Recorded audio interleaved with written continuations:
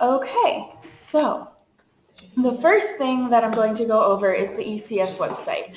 All of you should have gotten instructions from me already about how to register for the website, but I'll go through quickly so that you can see the process.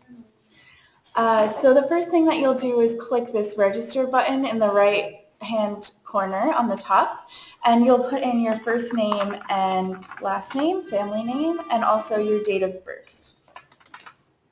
Now, once you click register, you should get this page which says register here, and it's a way for you to create a login name or a username and a password. If you don't get this page when you click register, please send me an email with your name and your date of birth, and I will check our system to see if there's some sort of internal error.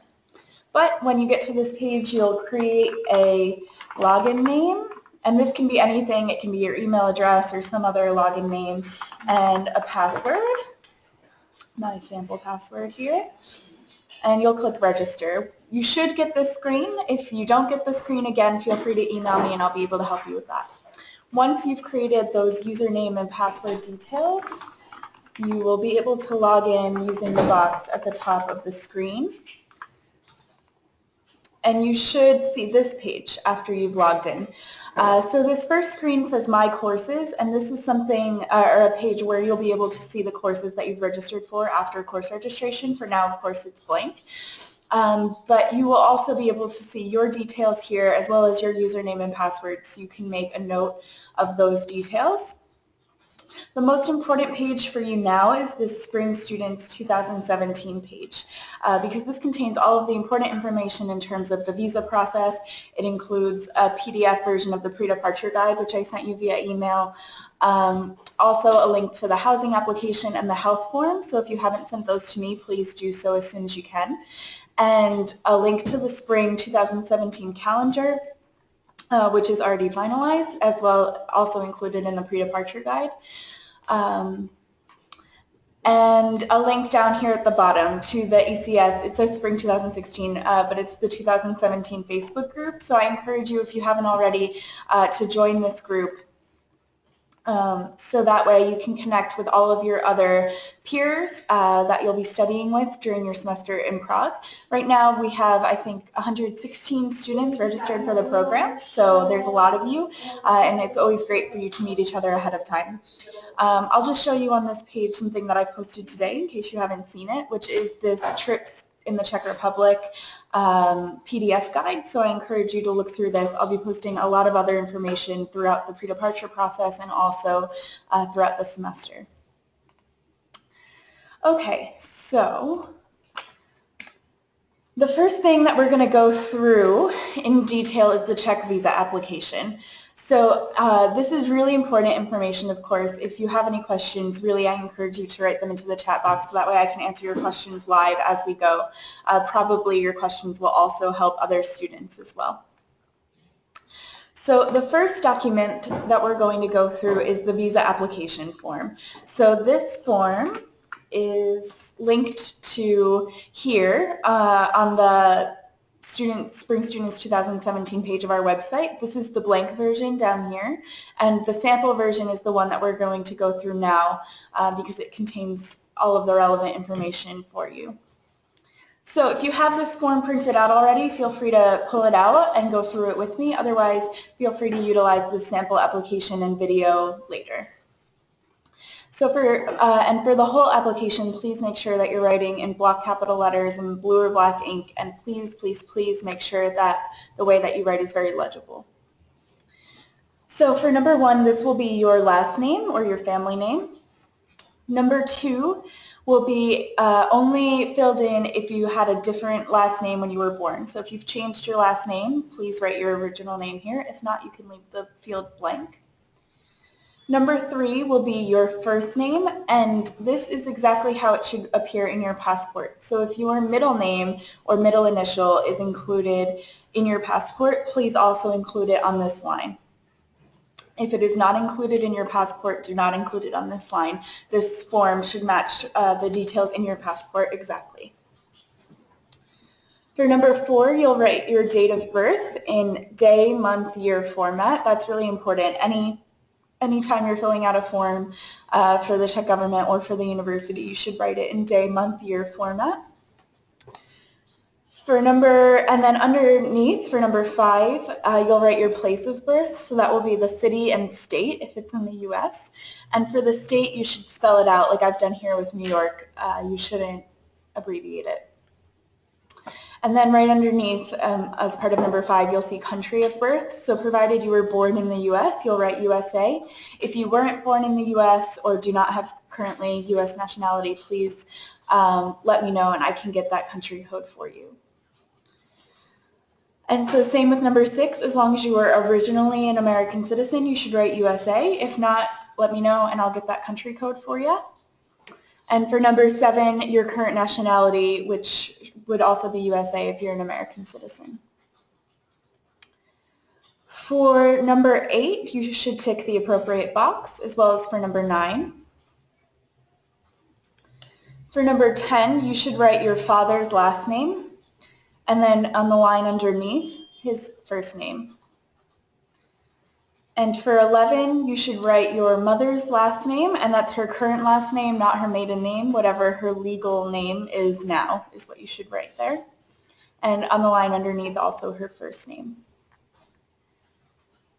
For number 12, you should tick the appropriate box. More than likely, your passport is just an ordinary passport. And then for number 13, you should write the number of your passport.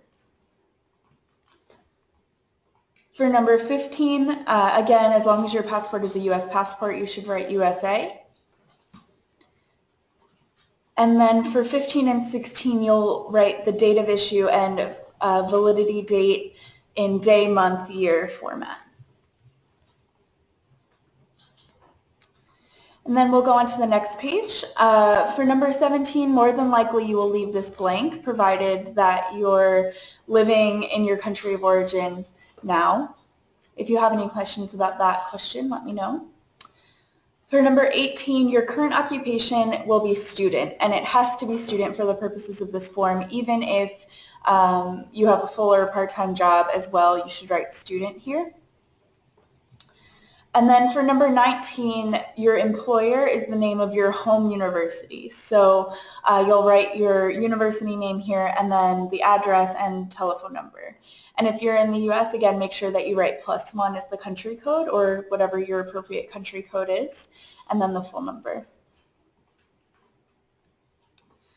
For number 20 and 21, you can copy this information exactly as it's listed on the sample. This is the information for Charles University for the Faculty of Arts.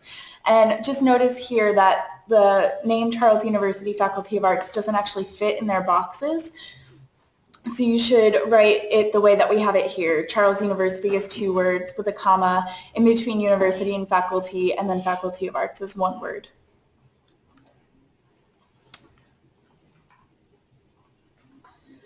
For number 22, you can leave this blank provided you've not been previously in the Czech Republic for more than 3 months. And for number 23, as long as you're living in the Kamenského dorm, the university dorm, you should write this address here.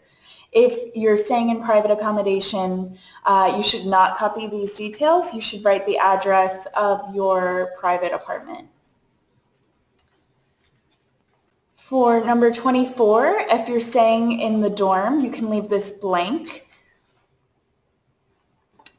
And for number 25, the visa is requested for 111 days. And again, this is exactly as it's written here. Even if you plan to travel to Prague or Europe before the program or stay after, the visa has to be requested for exactly 111 days.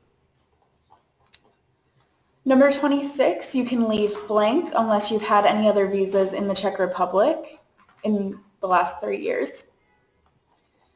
Number 27, you can also leave blank unless you've had any other stays in the Schengen zone.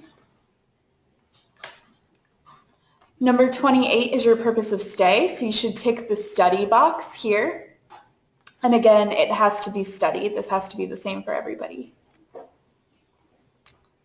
For number 29, you'll write your date of arrival, which has to be the program start date. So that's January 30th, 2017.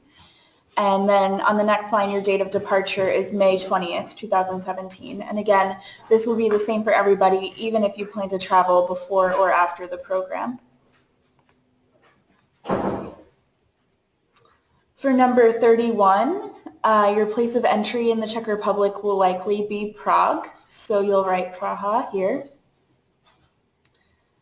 And then in number 32, your means of transport will likely be a plane, so you will write plane here. For number 33, this information, again, you can copy exactly as it is. This is the inviting legal person, which is the director of the ECES program, Jitka Štepničková. And this is the university address one more time. So again, the Charles University name will be written the same way as it was before. And you can copy these details exactly all the way through the email address. Everything will be the same. For number 34, the manner of funding your stay will be yourself. And again, it has to be yourself, even if you have a scholarship or financial aid at home or your parents are supporting you. No matter what, it has to be yourself. For number 35, the means of support during your stay will be likely cash and credit cards. We don't recommend that students bring traveler's checks because they're fairly obsolete and usually students don't find them to be very useful. And then you will also tick travel and or health insurance, but for now leave this date blank because you'll fill in this date after you buy your Czech health insurance, which I will go through later.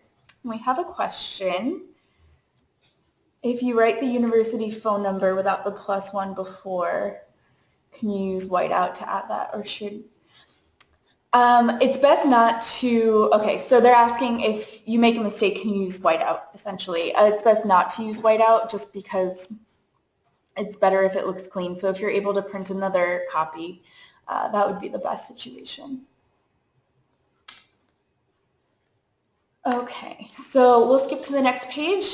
For number 36 and 37, unless you're married or have children, you can actually leave everything on this page blank. But you should still include the page in your application, even though you've left the fields blank. And then on the last page, number 38 is your home address. So this is your permanent address. And you should write it similarly to how I have it written here. So you should spell out the state and put USA or your country at the end. If it doesn't fit into these boxes, you can continue the address into this blank space underneath next to the telephone number. Number 39 will be your telephone number, and this should be the number where you're most easily reached because if there's a problem with your application or something is wrong, excuse me, the consulate will use this phone number to get in touch with you. And it's the same with the email address. Be sure that this is an email address that you check regularly because if there's a problem with your application or they need to be in touch with you, this is the address that they'll use. At the bottom of the page, you'll write the date, again in day, month, year format, and the place where you're currently filling out the application, and then you'll sign in the box next to it.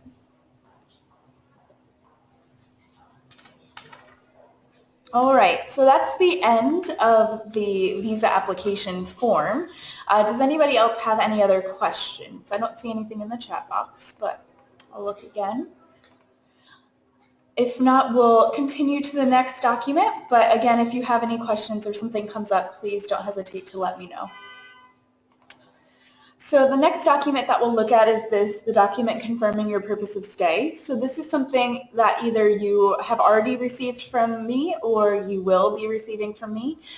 This is the document from the university which says that you will be studying here next semester. So it's all in Czech, and actually you don't need to do anything with it. Just be sure that you check your personal information that's on it. So where you see last name, first name, middle name here should be your last name, first name, and middle name if it appears in your passport.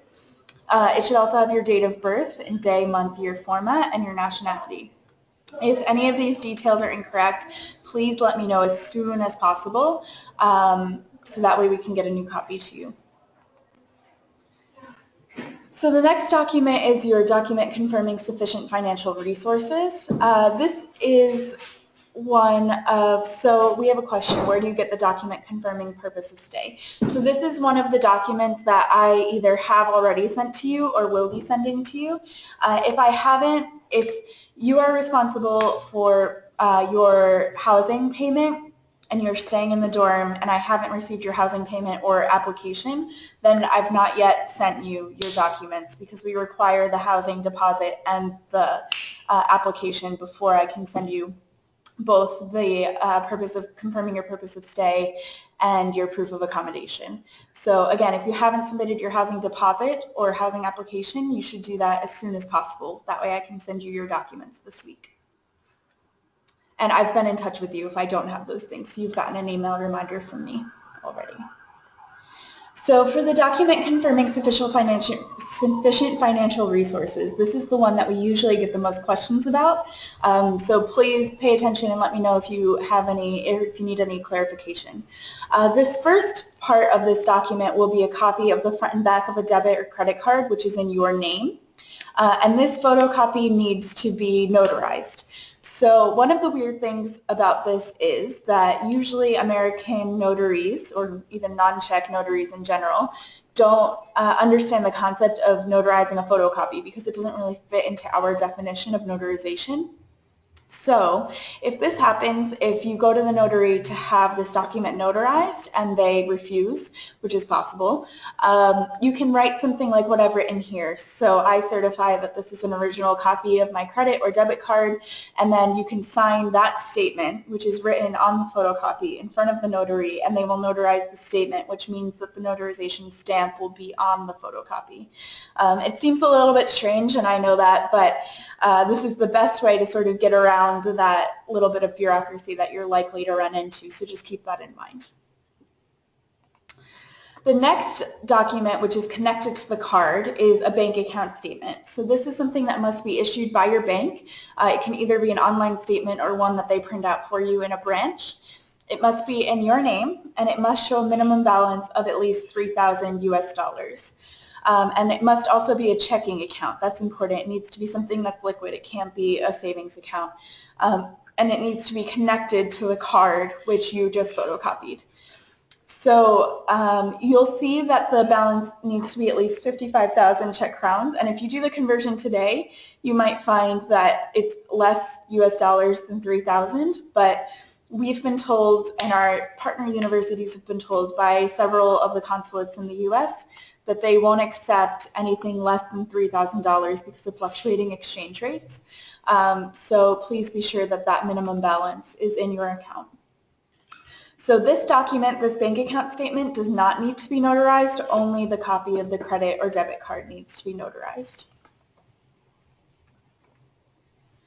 So the next document that I will go through is the proof of accommodation. So again, this is something that I will send to you along with the document confirming your purpose of stay, as long as you're living in the university dorm in Kamenskeho.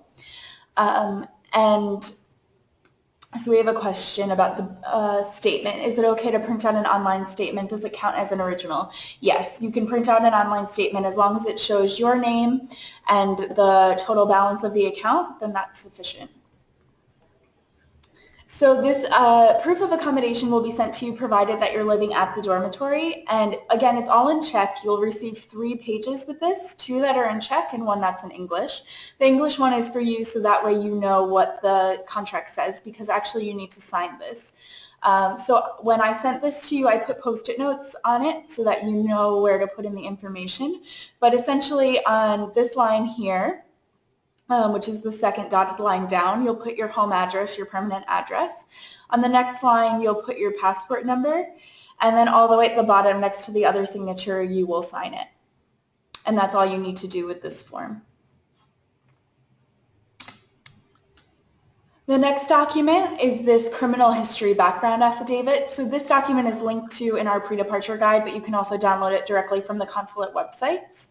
And this is something you just fill in at the top. It's fairly simple. Again, put your first name and middle name if it's in your passport, and then your last name, and all of the information on here should match your passport exactly. When you put your place of birth, you should put the city and also the state if you're from the US. For your telephone number, make sure that you remember to put the country code. And then please don't sign this until you're in front of the notary, because this also has to be notarized. So if you've signed it before you get to the notary, actually you'll have to do a whole new copy.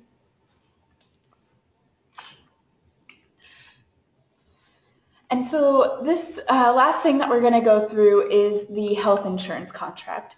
So some of you may be covered by health insurance already from the US or from your home university. But as part of the visa application, you're required to have health insurance from a provider which the Czech government approves of, and essentially no US health insurance companies are covered under that list. So we will go through this website as a demonstration, but we have a comprehensive list in the pre-departure guide of the insurance companies which are approved and accepted. So feel free to look through that list to see if you want to purchase insurance from any other company. We only demonstrate with this one because their website is fairly simple and it's the one that most of our students purchase. And the rate is fair for the semester. It's about $85 US, which covers you for emergency care for the entire semester. So I will go through the website now if you want to type that into your web browser. Once you get to this website, if it isn't already in English, you should click EN at the top right hand of the page. And then you'll click here, Foreigners Insurance. When you're on this page, you'll click Insure Online.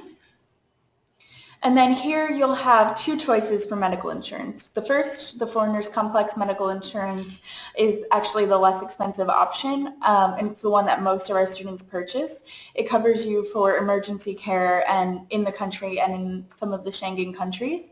And the emergency medical care insurance is slightly more expensive. If you want to go through and read the terms and conditions of each, please feel free. For now, I'm going to demonstrate with this, the Foreigners Complex Medical Insurance, because it's the one that the majority of our students purchase. Once you've clicked that, provided that you're under 26 years old, which I believe that everybody is, you should click this box, I am a student younger than 26, so that way you have a better rate at the end. Once you've gotten to the next page, you should click for. So this word is, for whatever reason, the only word on the whole page that doesn't translate, but it means months. So you'll click 4 months. And then the policy start date will be the start date of the program. So this will be, oh, if the calendar will come up, maybe not. This will be January 30th, 2017.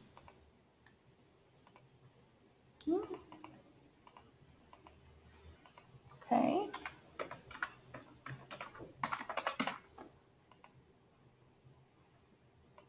Oh, I'm not sure why it's not coming up this time. Let me see if I can reload the page. Usually a calendar pops up.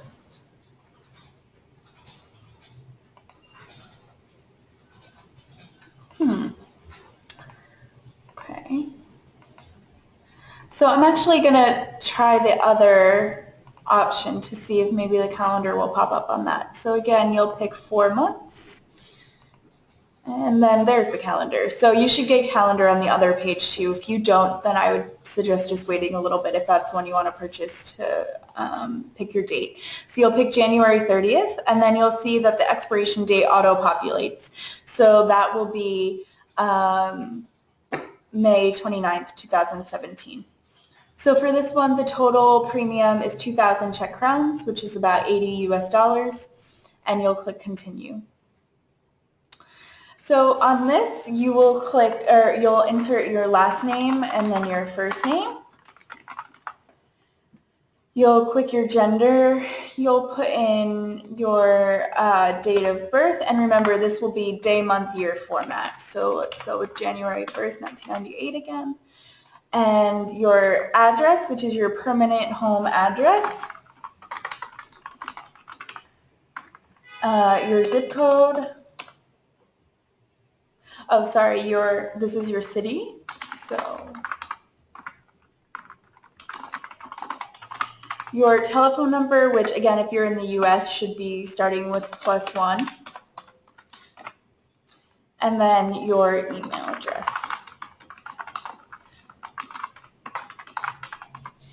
So you can leave the dealer ID field blank, and then you'll just leave this the same. The policyholder is identical with the insured, and you'll click continue. Once you click continue, actually it'll leave you on the same page, but 2 more boxes will pop up. So for nationality, if you're American, you'll put USA. If you're Canadian, you'll put Canada. And then your passport number. So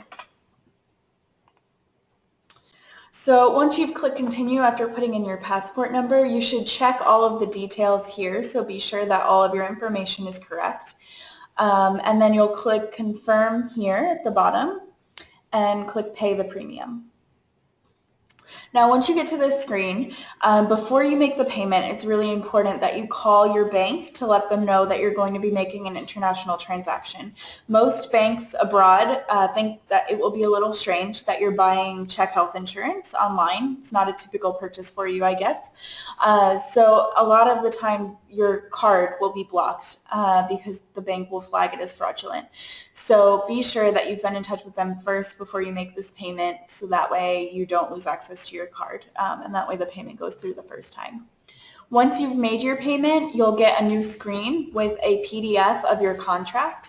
You'll also get an email with a PDF of your contract. Once you get that email, I recommend forwarding it to me for 2 reasons. The first being, if you lose track of your contract before you submit your visa application, then I will have a backup copy for you.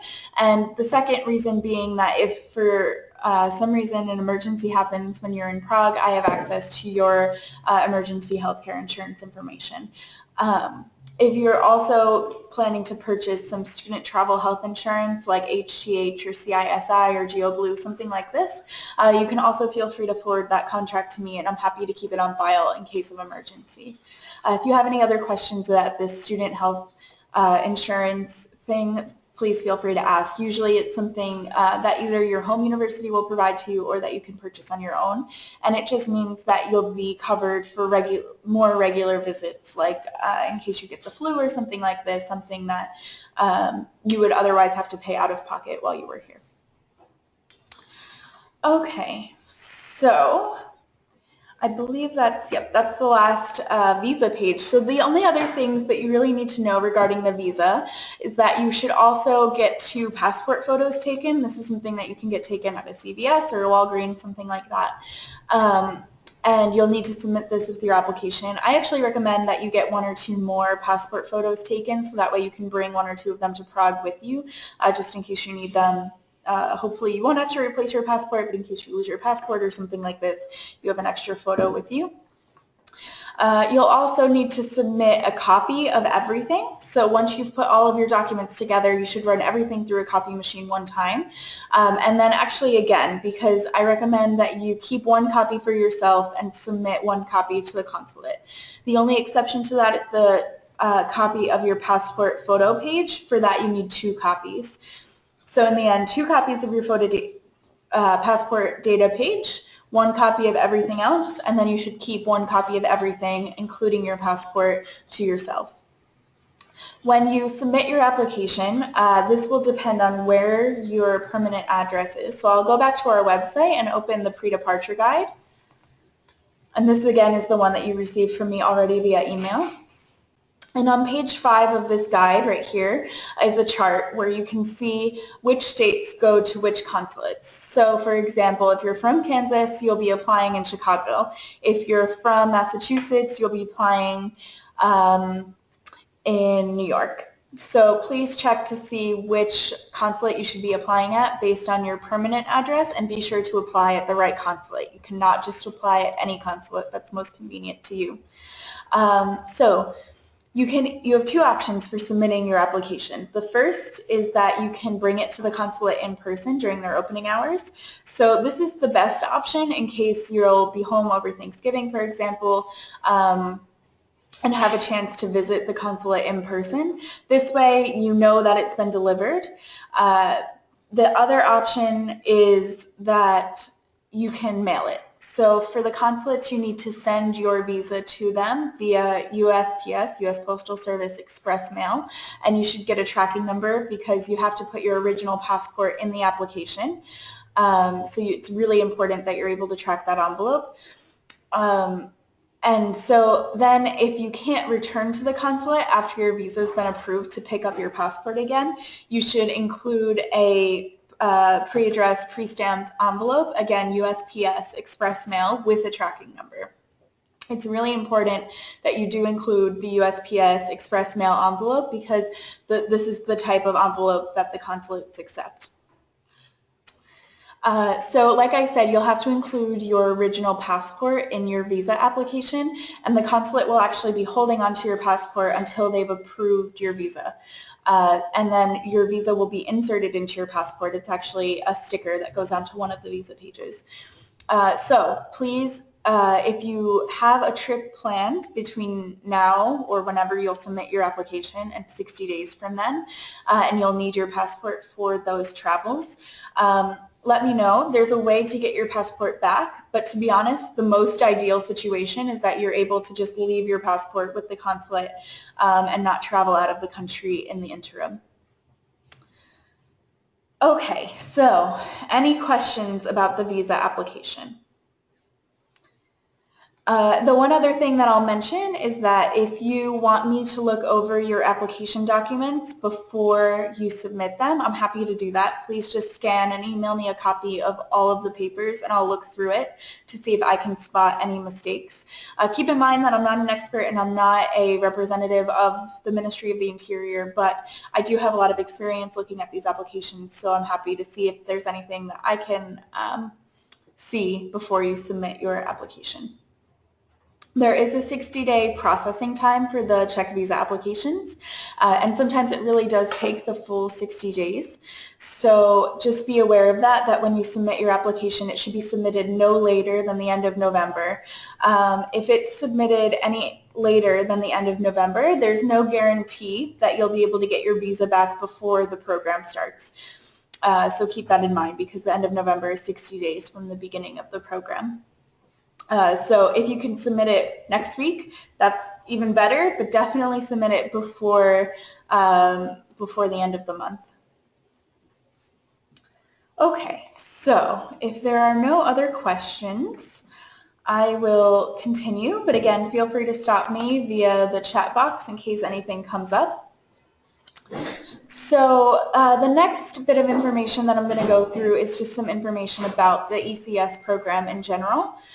So you can see the calendar here. This is the same calendar that's listed in the pre-departure guide and also on our website. And I've just highlighted some important dates, which are fairly obvious important dates. The first being the official arrival day on January 30th. The regular semester classes begin 3 weeks after the arrival day, which is February 20th.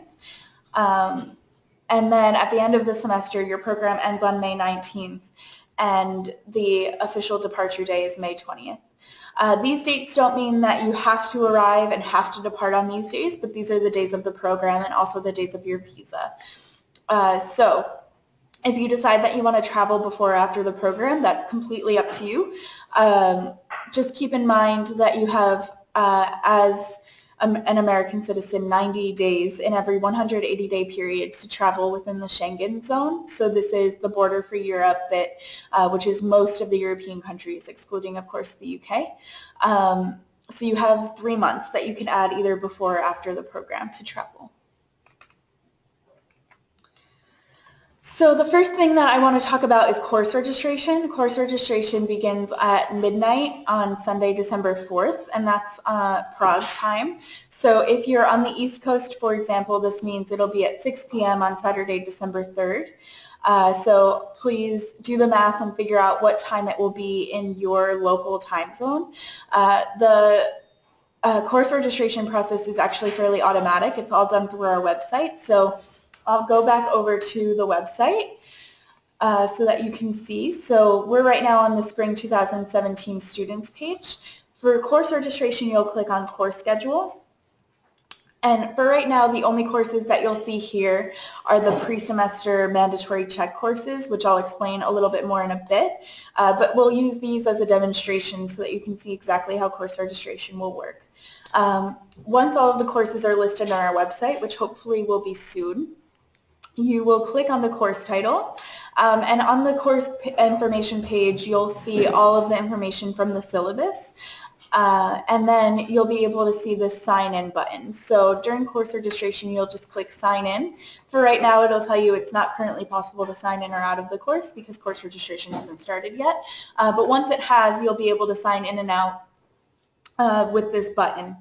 And it'll automatically add you to the list. So when course registration starts at midnight, this means that anybody who's logged in and clicked signed in will have first access to the courses. Spaces in courses are given on a first come, first served basis. And so we recommend that you get extra courses approved in advance just in case you don't get into all of your first choices. I have another question, which is how fast do classes tend to fill up?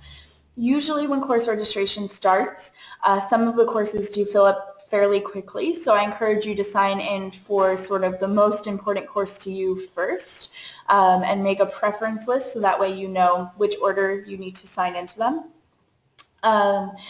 If you don't get into the course that you want, you should still sign into it because you'll be automatically placed on a wait list, and if enough people sign out of the courses, you'll be automatically bumped into the class. Usually, like I said, when course registration begins, the courses do fill up fairly quickly, at least some of them will, but it doesn't mean that they're going to stay that full forever. Usually students will sign in for some more courses than they actually plan to take, so that way they have the chance to get courses approved or they can try the course during the add and drop period. So usually by the time classes begin, there's actually more space available in them than when registration begins. It's generally how it works. So don't get too discouraged initially if a course that you want to get into does fill up. But like I said, again, you should really get some extra courses approved once the course list is available. That way you have some backup plans in case the courses do fill up. So that way there's no disappointment or issues with credit transfer at the end of the semester. So like I said, the course list should be available hopefully in the next 2 weeks, but you'll be getting an email from me when it's available online so that you can begin planning your schedules and your registration strategy. And if when you see the course list, you're looking for a course which we don't have on there, as in you're looking for a specific class, like you need a philosophy class to graduate, something like this, please email me because there's the option to take classes outside of ECES at Charles University at large, and I can go through that process with you.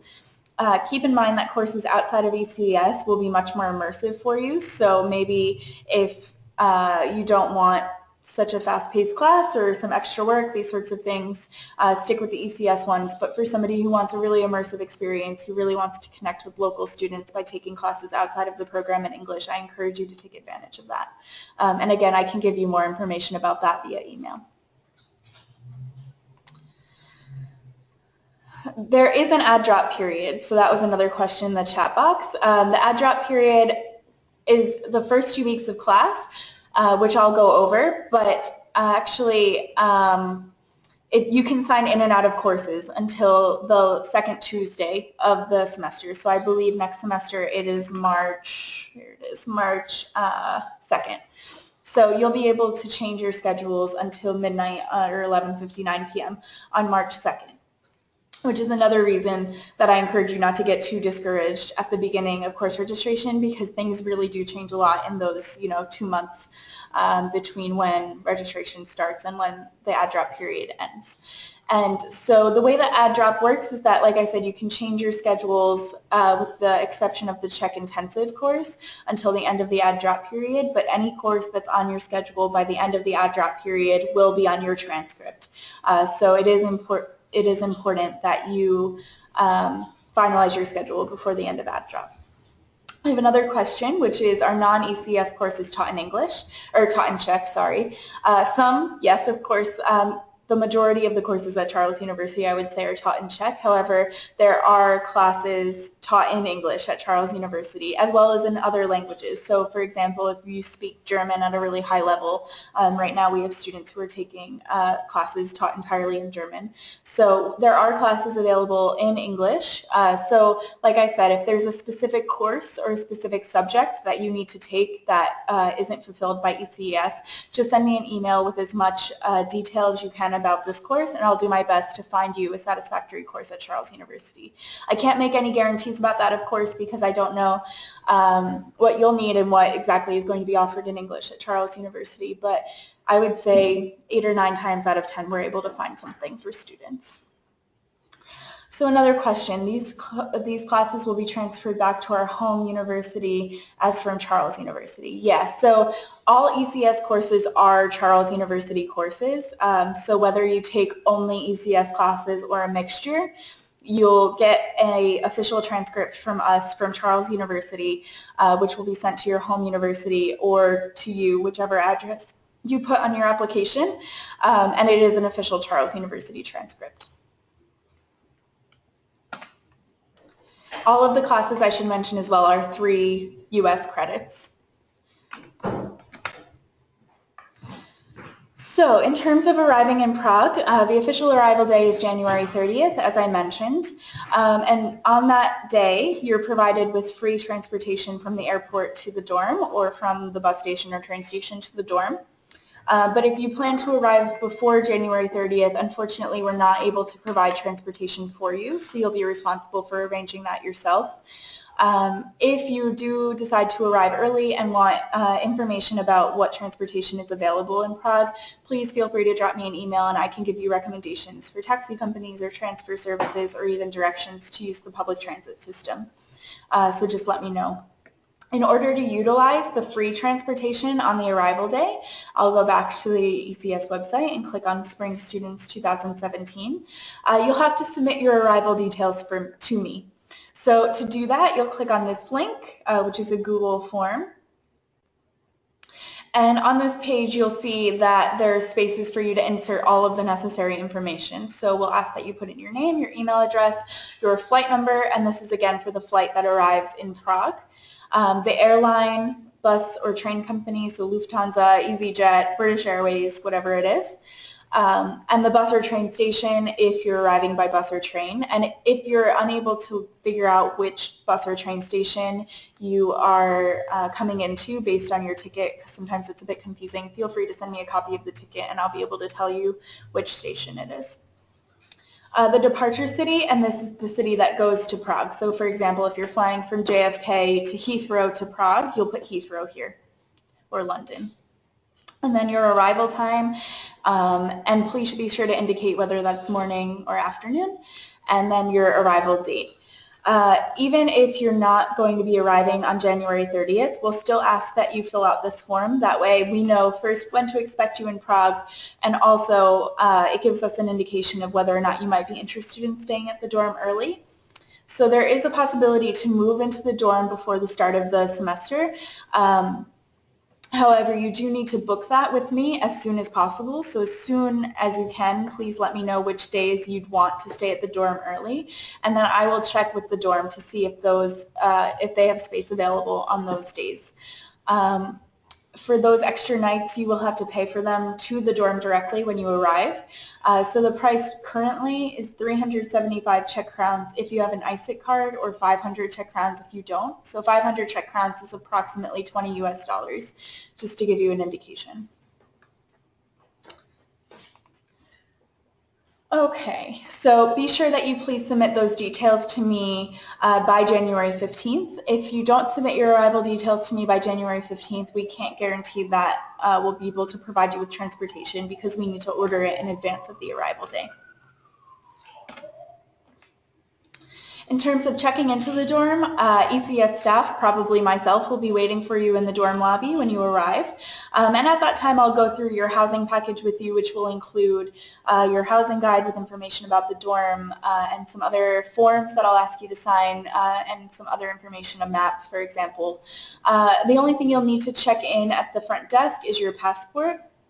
And then you'll need to give 500 Czech crowns in cash to us as a housing deposit. So like I said, this is around $20 US, and this covers any damage or loss of property to the ECS common spaces, which is the community room, which includes a kitchen, the study room, and the laundry room. So at the end of the semester, provided there's no damage or loss of property to those spaces, then you'll get the full deposit back.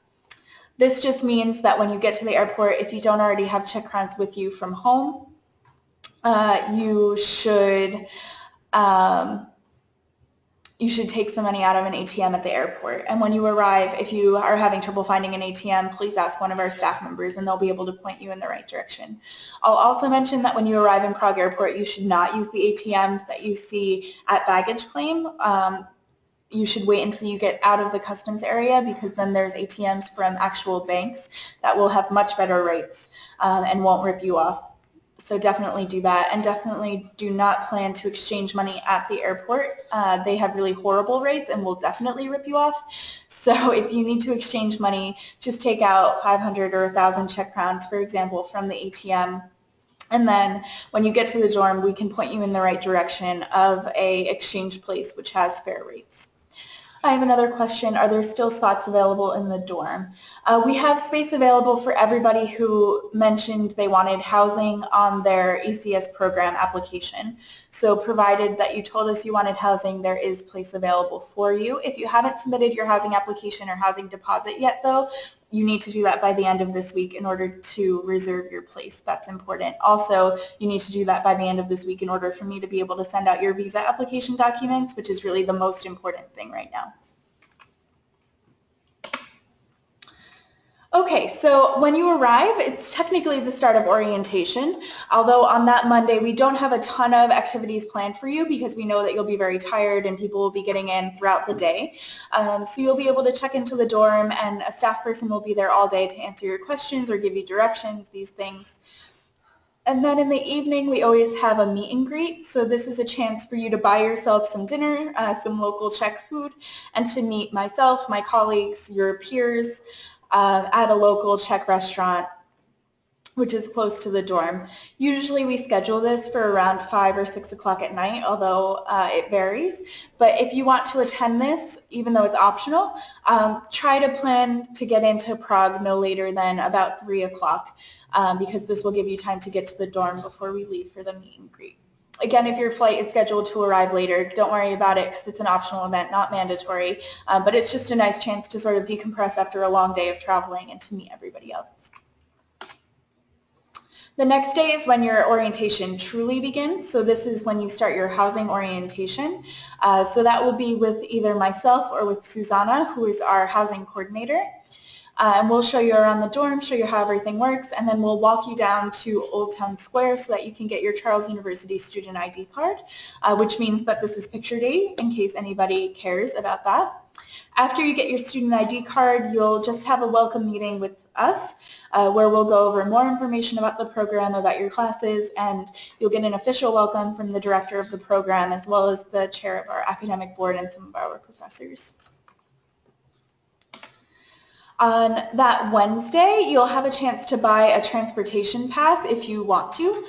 So again, this isn't a mandatory event, but it is suggested because the transportation in Prague is not very expensive. You'll spend about $40 US for the entire semester, and that will give you unlimited access to the buses, trams, and metro. And most students utilize these services a lot, so we encourage you to buy it. We put it in the orientation schedule because this way one of our student assistants will be able to go with you to the metro station to help you buy your transportation pass. Often the people who sell these are not the most English friendly, so our assistants will be there to help you translate. Afterwards, we'll have some orientation events, including a scavenger hunt where you'll have a chance to meet some local students and get to know the city, and then also a welcome dinner as a river cruise. And then on Thursday, you actually start your first class. So this is the Czech language and culture course, which you saw on our website. So I'll go back to that and show you these two. These are the two options that you have. So the first one is the intensive Czech language course, which is graded. And the second option is the intensive Czech for everyday life course, which is credit only. The graded course, you will get a letter grade A through F, and in the credit only course, you will get only a pass-fail grade. The courses cover essentially the same topics. They're both 101 level courses for semester classes, but the graded one is meant to prepare you to take the semester length class if that's what you want to do. Also, Some universities, in order for your grades or your credits to transfer back, require that you've gotten at least a C or better in a class. If this is the case, and please check with your study abroad advisor or academic advisor, if this is the case for you, if you need to prove that you've gotten a certain letter grade, for instance a C or better, for your credits to transfer back, you have to take the graded option. For the credit only option, you will not be provided with a letter grade, and the professors cannot provide you with a letter grade because of the grading structure for the course. This course will meet for 10 days, so the first Thursday and Friday, and then for 4 days a week for the following 2 weeks, for about 5 hours per day, either in the morning or the afternoon. You'll be assigned to a session and you'll be given your assignment during the orientation period. And so this course is actually worth a full 3 credits. So even before the regular semester classes begin, you've already earned 3 credits for the semester. During this time as well, we have orientation day trips, which are mandatory, but they're mandatory because we know how tired you are. But in the end, all of our students always say that they're really happy that they went on them, and we think that they're a really important part of the program, mostly because they give you a really amazing insight into Czech culture and Czech history. Usually the first day trip, which is Tuesday, February 7th, will be more culture oriented, so you'll go to a place like Pilsen where the Pilsner Urquell brewery is, or Kutná Hora where the famous Bone Church ossuary is. If you don't know what Kutná Hora is or haven't seen pictures of the Bone Church, I encourage you to Google that because it's a really interesting place. The second day trip day on Tuesday, February 14th, you'll have the chance to go to something more historically oriented, so a place like the Terezín former concentration camp and ghetto, or the town of Lidice, which was a town near to Prague that was destroyed in retribution during the Third Reich by the Third Reich.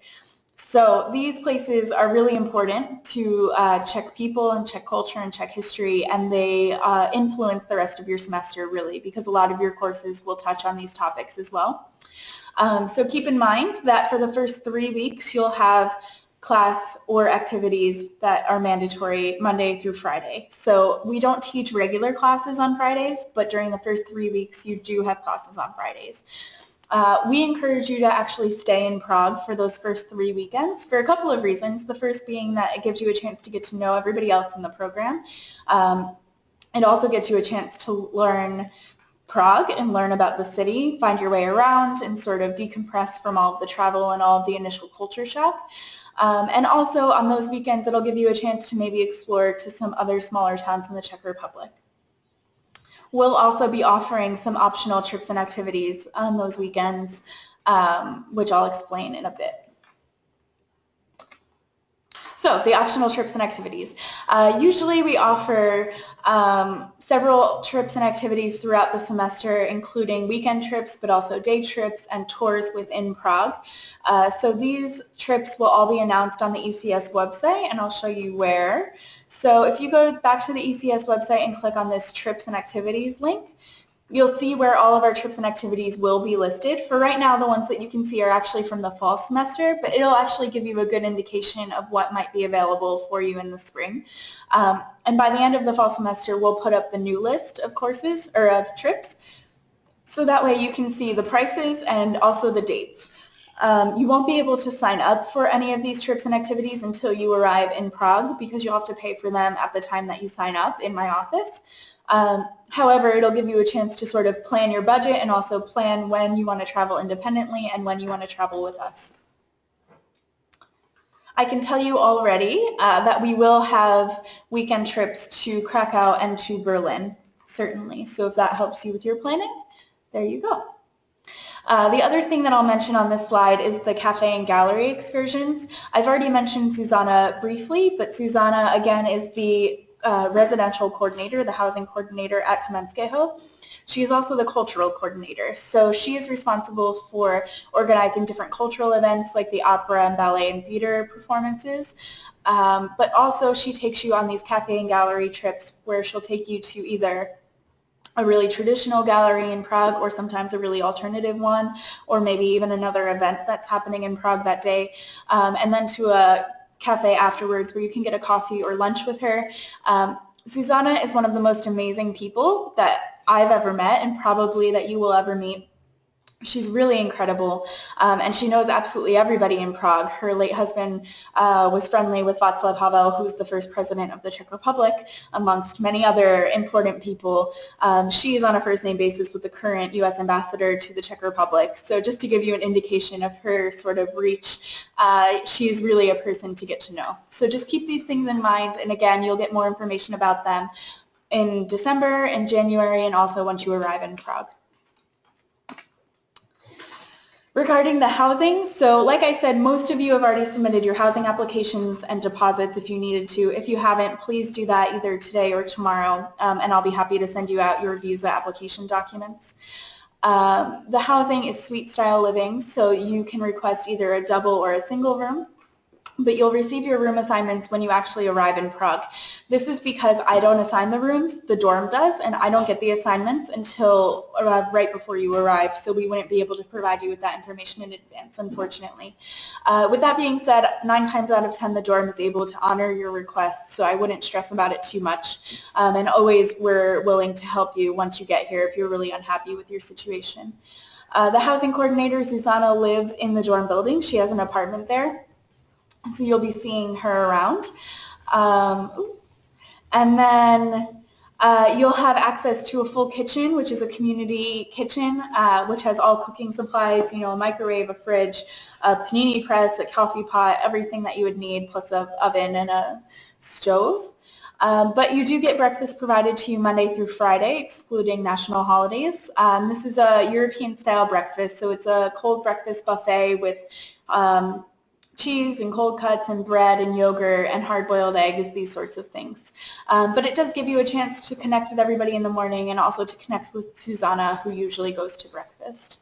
And again, just so you can see it one more time, this is the dorm address, Parlejova 6. It's the same address that you would have included in your visa application, and you'll also be getting that when you arrive, so that way you know your mailing address. In terms of some cultural considerations, which I'll just go over briefly, the reason that we mention these things now, it may seem a bit early, is because actually most of our students ask that we provide you with this information in advance, because coming to the Czech Republic can be quite shocking, culturally speaking. It's good to know sort of what you're going to be experiencing in your first couple of days. The first thing that I'll note is the notorious Czech openness to strangers. So you may have heard, if you know anybody who studied in Prague or in the Czech Republic before, that usually when you first meet Czech people, they're not the most friendly bunch, but it doesn't mean that they're not friendly in general. It just means that Czech people generally aren't the type of people that are willing to speak to strangers that they don't know. You're never going to see Czech people walking around the streets smiling at people they pass by or smiling at people on the metros and the trams, these sorts of things.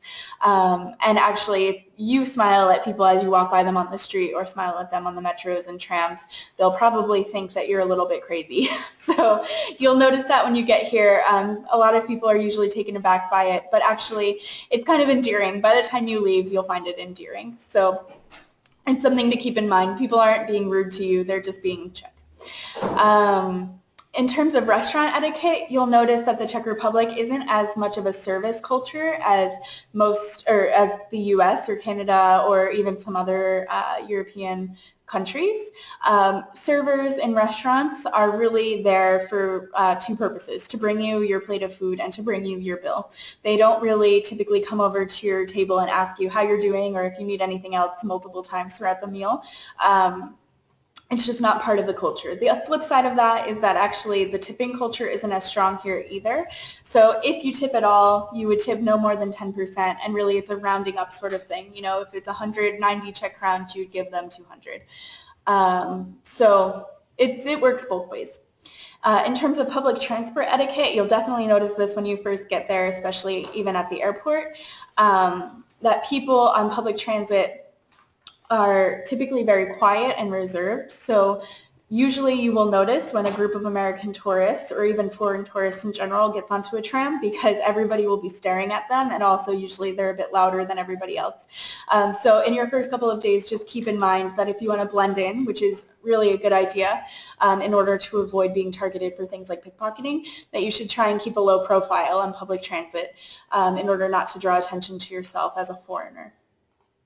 And then the last thing that I'll mention is the academic differences between North American universities and Czech universities. The teachers that teach for us have developed sort of a hybrid system. So actually, you won't really be immersed in full Czech academic culture, which is probably a good thing because usually American students are not as successful in this as it's something that they're really not used to. But you will find that in our classes, you won't have a lot of assignments. So when you look at the syllabi for the classes, you'll probably only see one paper and one presentation, something like this. There won't be any homework. There won't be a lot of exams or quizzes or tests. But there will be a lot of reading, and so usually when students look at the syllabi initially, they think that these classes are going to be really easy because there's not a lot of work due throughout the semester, but sometimes it's the opposite because the professors really expect a lot of independent work from you. They expect you to be on time, present, and participating in class. They expect you to have all of the readings done, both optional and required. And they expect you to be really participating in the seminars, discussions, and these sorts of things. So keep in mind when you're looking at the syllabi and registering for classes that these classes are not necessarily easier than the ones you would have at home, and sometimes they're more difficult just because of the learning style. Our professors are incredibly approachable though because they like teaching you. They like teaching English-speaking students. That's why they teach for us. So they're used to this, and they're also used to answering a lot of your questions, but they're not going to go out of their way to sort of ask you to ask questions. They're going to wait until you ask the questions yourself. So just being really proactive in these classes will be a huge benefit to you. And then the last thing that I will mention is something that I've already mentioned once when we were talking about the health insurance, but I'll mention it again because it's really important. Before you leave for Prague, you should call your credit card company and your bank for any cards that you might use during your semester abroad to let them know that you'll be traveling in the Czech Republic, and also if you plan to travel to other countries, in those countries as well. If you don't do this, there's a strong chance that your bank or your credit card company will think that your charges abroad are fraudulent and will turn off your card. Usually this is really tragic because sometimes the bank will not provide anybody but you with the new card in person. Sometimes they won't send the new card abroad. Sometimes it'll take 3 weeks for your new card to come, something like this. So definitely be sure that you call all of them to let them know that you'll be traveling, and also maybe bring an extra card that you usually wouldn't use to keep in the back of your wallet just in case your primary card is sort of turned off, or if you lose a card or something like this, you know, if, knock on wood, you're pickpocketed or you leave your wallet in a restaurant, something like this, that you have backups available to you. The other thing is that you should buy a European-style travel adapter for your electronics. So this is something, and I'll show you what it will look like. This is something that will change the shape of your plug. So the US plug looks different than the European one. You'll see here that the European one has 2 round pins rather than what the US has. So these are really fairly inexpensive. They're something that you can buy you know, at Walmart or at Target, or on Amazon is even probably the best way. They're really small and they're also really easy to lose. So I recommend that you get a couple of them so that way you can keep some extras in your room or in your bag, something like this. For your laptop and your phone and your camera, you won't probably need a voltage converter because most of these modern electronics convert the voltage automatically. But you should be aware that European voltage is higher than American voltage. Which means that if you plug in an electronic which does not convert the voltage automatically into a European socket, it will overheat. This is especially important for things like hair dryers or hair straighteners. And I'll tell you my own personal horror story, which was when I was studying abroad in France and I went to London for a weekend. I plugged in my hair straightener into a voltage converter in a British socket and it overheated, and when I went to straighten my hair melted because the straightener got so hot. And this is something that can happen even if you're using a converter. So instead of buying a converter to use with heat producing appliances like this, I actually recommend that you just buy the appliances here. When you get it here, I can show you directions from the dorm to a place where you can buy these things relatively inexpensively. And really this will save you probably money, definitely some heartache, and it'll probably avoid starting a fire in the dorm, which we all appreciate. So just keep that in mind. The other thing that you should note is that European plugs are different than UK plugs. So if you plan to travel to the UK at any time during your stay abroad, you should also get an adapter for the UK, which looks something like this. Okay, so my last two notes. Before you come, you should maybe consider starting to learn Czech. Might seem like a lofty goal, especially if you have no experience with the language. As you probably noticed, I'm not Czech. I am American. I'm from New York originally, and so I also am in the process of learning Czech, and I can attest to the fact that it's not the easiest language in the world. But with that being said, it is really useful if you at least can recognize some words or the pronunciation before you arrive. One way to do this is to download the app called Memrise, which I've written here. This app is something that you can use online or offline if you pay a small fee, and it gives you lessons in Czech, so that way maybe you can start learning the numbers or at least how to pronounce some of the different characters that they have in the language to get you started.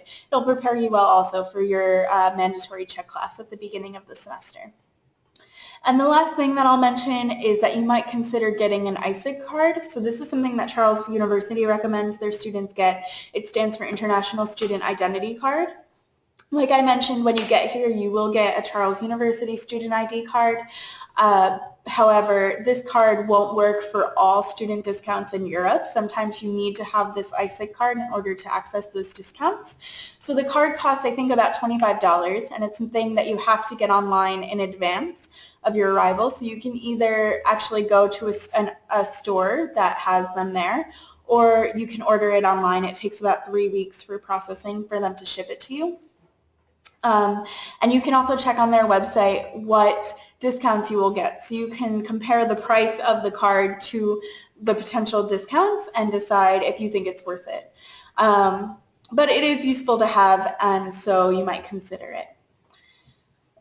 Okay, so that's the end of actually the pre-departure, but if you have any questions, please drop them in the box.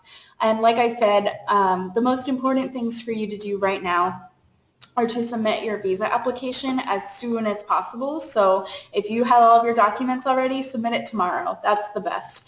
But definitely be sure you submit it before the end of November, because there is a 60-day processing time for Czech visa applications, and it could potentially take the full 60 days. So it's important that you get your application in as soon as possible.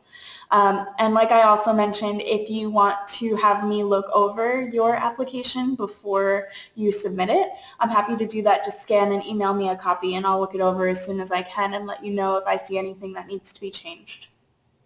Also, I'm always available via email, but in case you want to call me if you have a really urgent question, something like this, I actually have a Skype name, and I always keep my Skype on when I'm at my desk, which means that you can call me anytime. It's in my email signature, so you can just copy it from there, and this will save you an international phone call. So feel free to utilize that as well. But if there's no other questions, I'll hang out for a second. Otherwise, thank you all so much for coming. You'll be getting a recording via YouTube link for this webinar, so that way you can watch it back in case you have any other questions too. But have a good day, and I look forward to meeting you soon.